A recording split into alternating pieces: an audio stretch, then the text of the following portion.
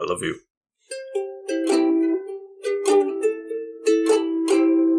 I wanted to get a good sound of my table in there so that it's easier to get that out of there. Recording at them. I always forget that I have a squeaky table, and so I like lean on it, and then it's just like whenever I listen back, I'm just like, what the hell is that sound? It's just a table. Welcome back to the couch, everybody. Welcome back to the couch, not the table. There's no table here. Yeah. There's just a couch. It's a coffee table. Two friends on a coffee couch. Tables usually. Oh, off. You're right. I'll bleep that out. Or a dinner table, even. No, we don't bleep it out. There's so many tables you could have, though. You could Americans. Yeah, I'm not talking about bleeping out the table. I'm talking about, but it was within like the first meet. It was in. Off. It was within the first like 2 minutes. We've done 4 fuck offs, 5 or whatever in the first 2 minutes. I know we haven't even introduced ourselves yet, but whenever I try to go for a Scottish accent, I am not good at accents at all, as people who listen to this show regularly can attest. I, the Green Traveler from Gorsh, am really awful at accents, but when I try to do a Scottish accent, I always invoke David Tennant. Fuck off! It's just the best way to get into a Scottish, like, this is how we talk. Fuck off. Well, and that's plenty of fucks right after the first minute. So we don't have to leave those ones out. I don't know what the rules are exactly, but it's just the first minute. That's we all don't make money off of YouTube anyways, so. Yeah, exactly. But we could make money if you head down to patreon.com/screenandfaceless on the couch. That would be really helpful. I don't think that we're awful at this. What we really are awful You haven't even introduced yourself yet, have you? I am the Faceless Leone, and this is Green and Faceless on the Couch, a podcast about movies and TV. And it's been a while since we recorded, if that's not obvious. Oh, no. We're great. We're doing great. But we did. I did the ad pitch before you did. You did. It's all out of the way, though. I didn't recall you even saying you were the Green Travelers, so... I threw it into the middle of a statement. Well, that's why. Yeah, you don't listen to me. That's what I listen to the beginning and end of each sentence. It's called skimming. I legitimately hear what you did say. not I turn my brain off. I see your lips stop moving, and I listen. I seriously did not learn what exactly that meant until college. Like a professor, like everybody was like, dude, how are we supposed to read 35 pages in between two, like with all of our other assignments? Somebody asked that. And I was also thinking, how am I supposed to read all this? I'm dyslexic as fuck.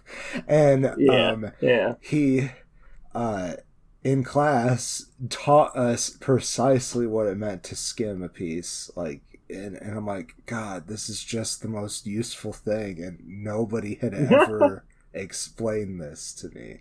Like, I've heard people talk about it, but not explain. Yeah, I used to read books that way, and I was very proud of myself because I can get through books like super fast. Right. But then, I realized after a while, I was like, after 3 or 4 weeks, I don't remember what the book's about.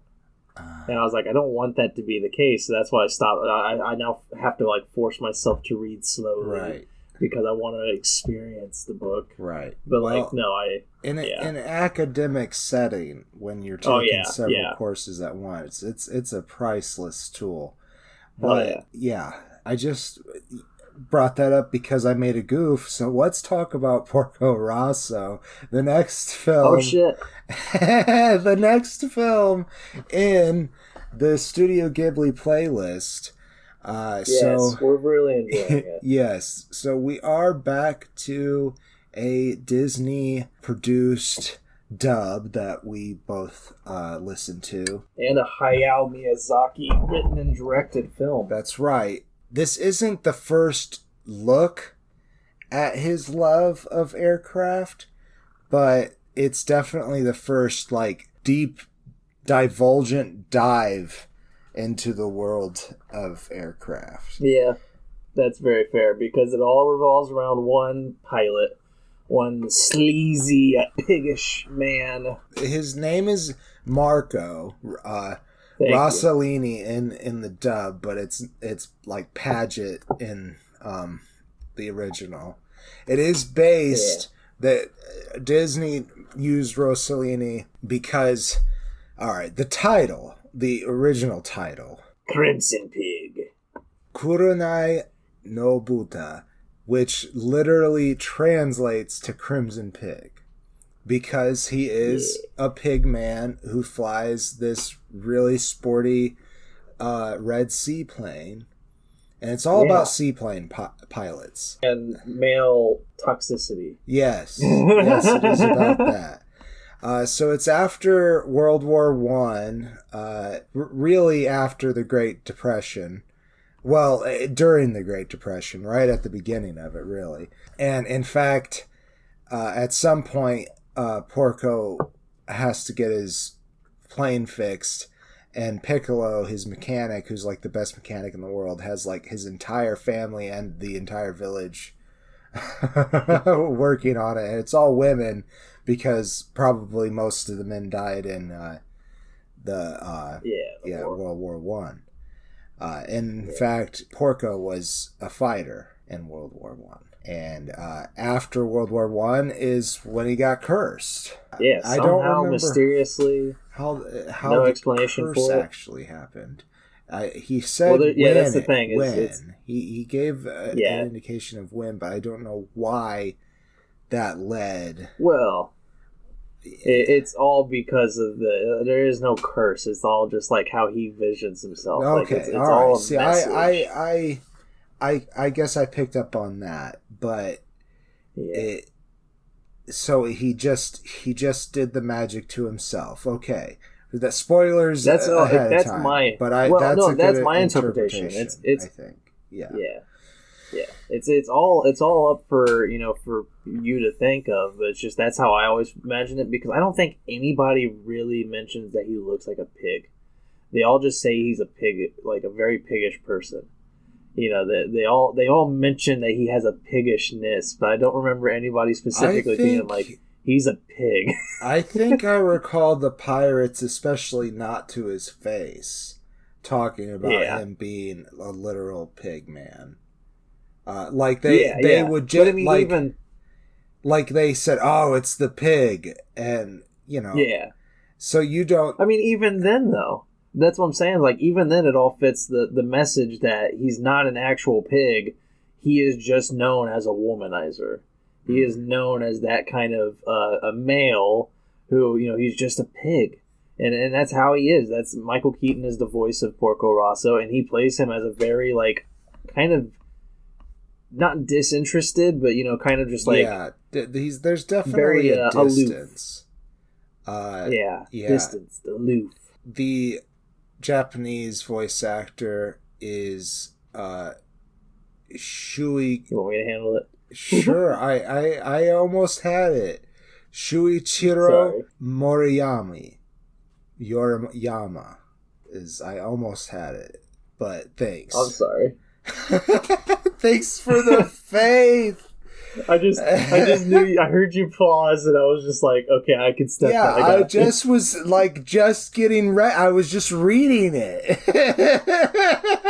I'm sorry. I'm sorry. Okay, it's okay. We're moving on. So what Porco has done after the war is become a bounty hunter for seaplane pirates. And there's these particular pirates, one played by Brad Garrett from Everybody Loves Raymond, of course. Yeah. I hover over that, over his name on the website that we're using here, and it does not mention Everybody Loves Raymond. Really? I wonder what it does mention, because... Oh man, it doesn't help at all. Because it's like, I know he was famous for something else, but that's all I remember him for. Right. And that character, though, is Keipo. And it's played by Sunehiko Kamijo. And he's a lot of fun. Like, he shoots... They all shoot guns and whatnot. And, they're fighting in the air. But at the same time... when they decide to kidnap these little girls, they're very, very sweet and gentle to the little girls, and it's so funny. Yeah. I will be honest though, I don't. It's been a while since I watched this, like a week maybe. It's been a couple. I don't remember the pirates that well at all. Okay, well, he's the one that I remember the most, mostly because I recognize the voice so well. And that's fair. Yeah, but anyhow, Porco comes and shoots down their plane at any rate and saves the little girls.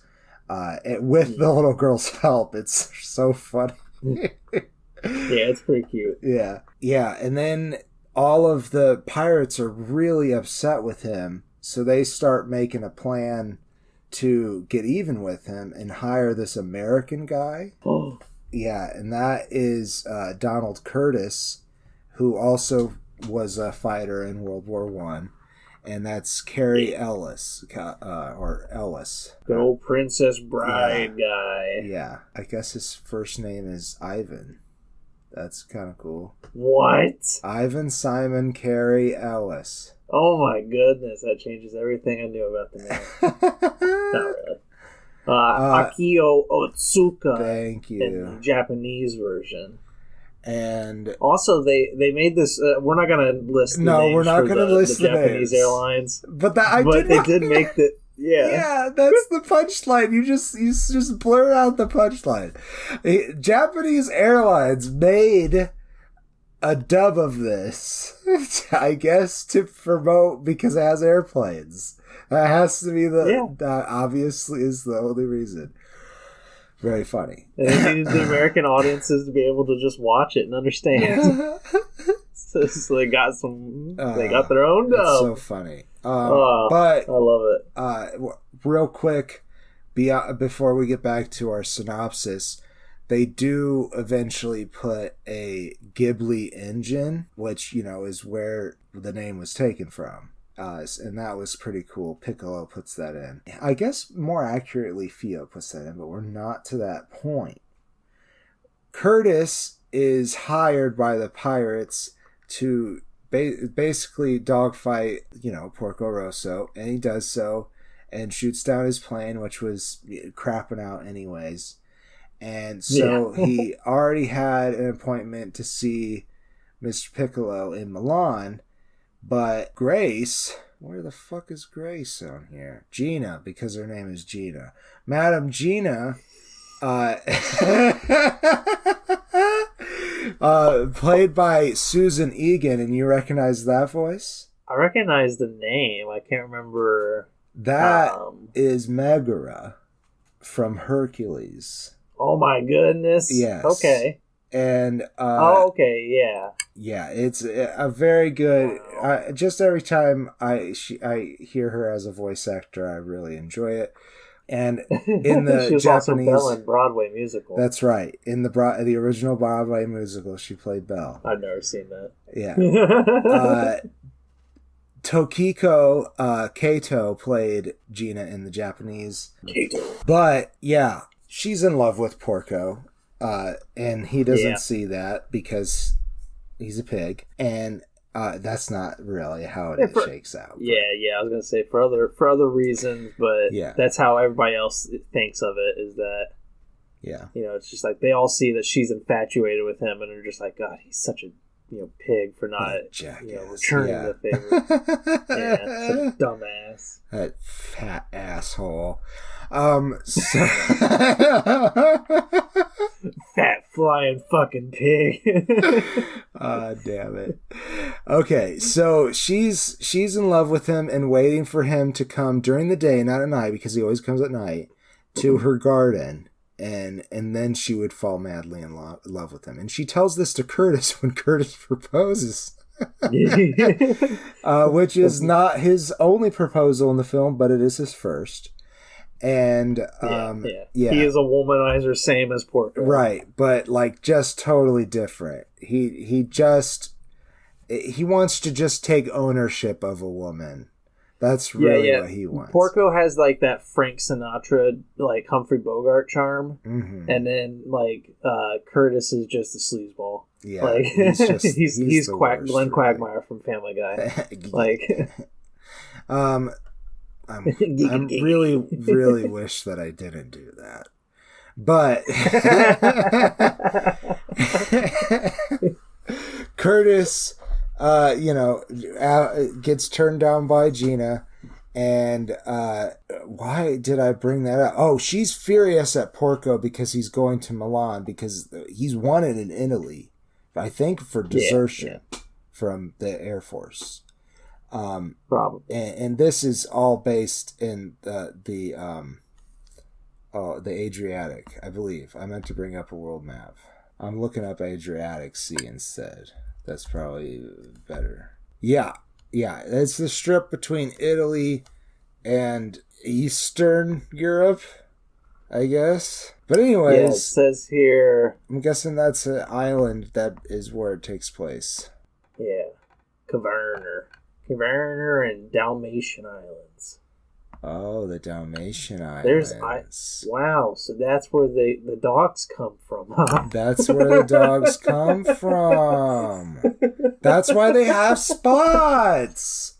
It's the islands. Okay, so now that we've learned a little bit about geography, he's going to Italy and he's wanted there and it's pissing off Gina and so he goes by train because the plane is all just shit. And then Piccolo's like, hey, I'm not really going to work on this, even though you're going to give me all your money. But Fio's going to work on it because she's my apprentice. And Porco's like, you can't do that. She's a little girl. Not only is she a little girl, she's a woman. And you can't do that to me. I refuse to let women work on my pay. That's right. Yeah. And it was really the most piggish that he had actually been. So eventually he agrees to let Fio work on it because she comes out with some pretty detailed plans. Basically, they had to rebuild the entire plane. It would have been easier to just buy a new one, is what they said. He takes it out, and it's even harder to fly than before.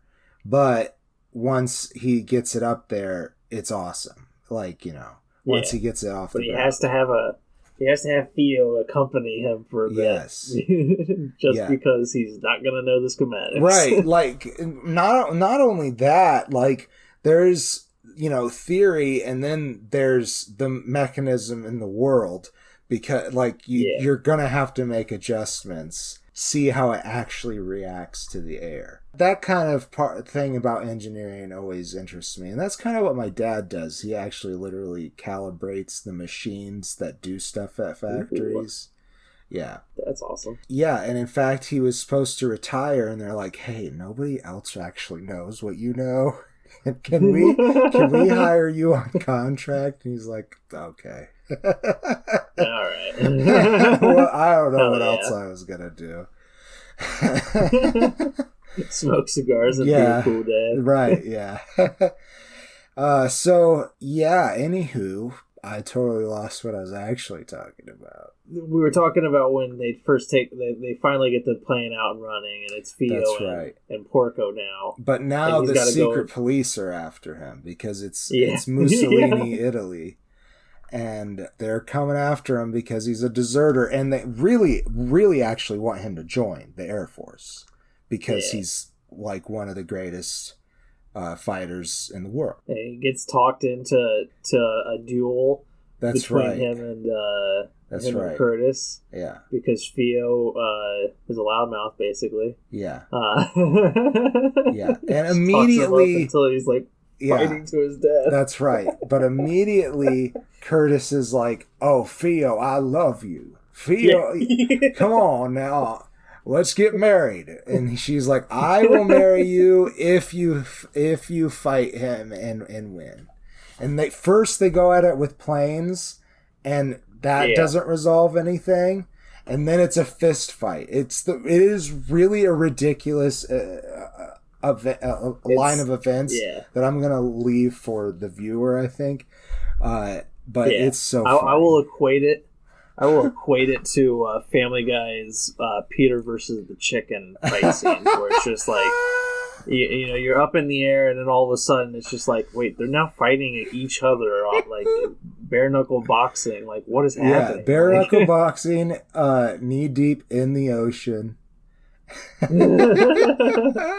Good stuff, man. Good stuff. Yeah, I really remember watching as a kid and thinking that the airplane stuff was really cool, but I did not get the humor of it. Like, I even thought, like, okay, this Porco guy is kind of an asshole. Yeah.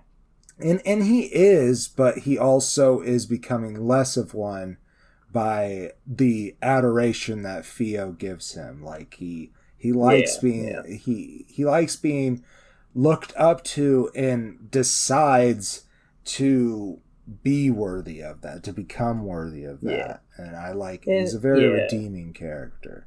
You know, when you hear about his backstory too, you kind of get sympathy for why he's where he's at in life. Like I get it, but at the same time, I agree with you. He is, even as an adult. I mean, I never watched this as a kid, but when I was watching it, I was like, God, this guy is such a dick. Like, I think he's less of a dick during my adult viewing, and I can see what Gina and Theo might see in him, and I can chalk up his, absolute dog shit patriarchal views to the times that the movie is based in.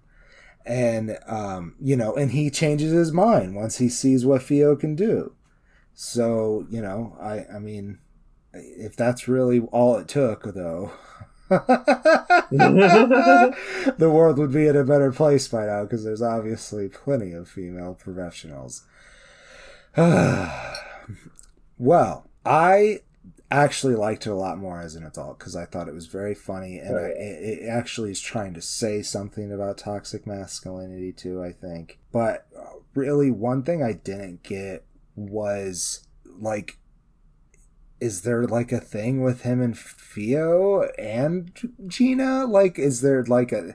No. I don't know. I don't think so. I don't know. I feel like there's a thing, like, that there is a track in this film where he could end up with Theo, and I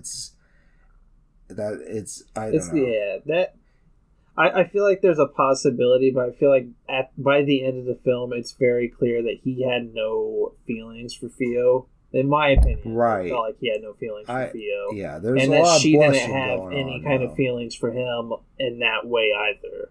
Oh, she like looked up and respected him, but I don't feel like she ever had like a crush she on made him. a pass at him on the beach.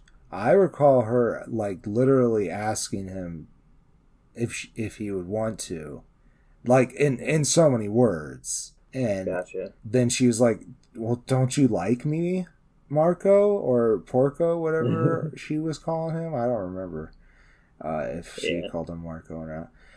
But anyways, I remember that scene, but maybe it's not there. Gotcha. Anyways, I give the film... it's probably there, I just don't remember it.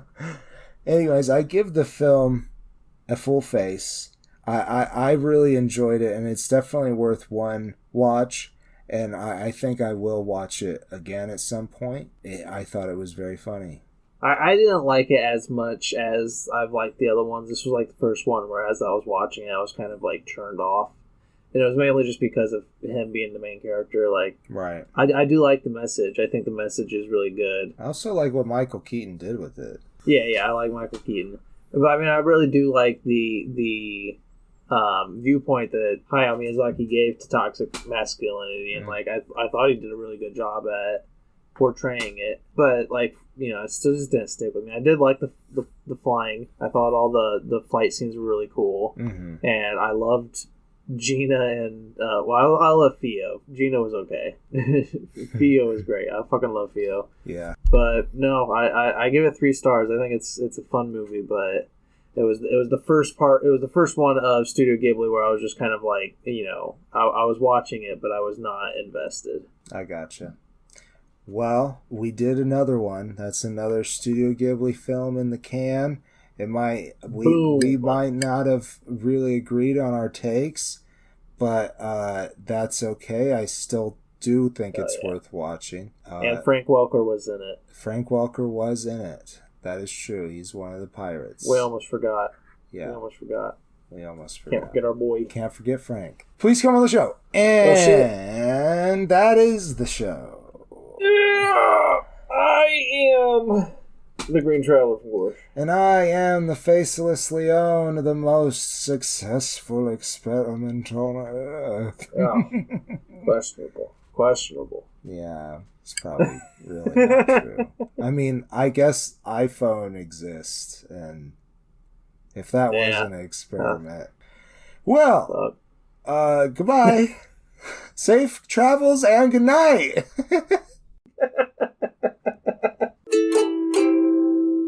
Green and Faceless on the Couch is a proud production of FictionWorks 19. Are you a fan of the show?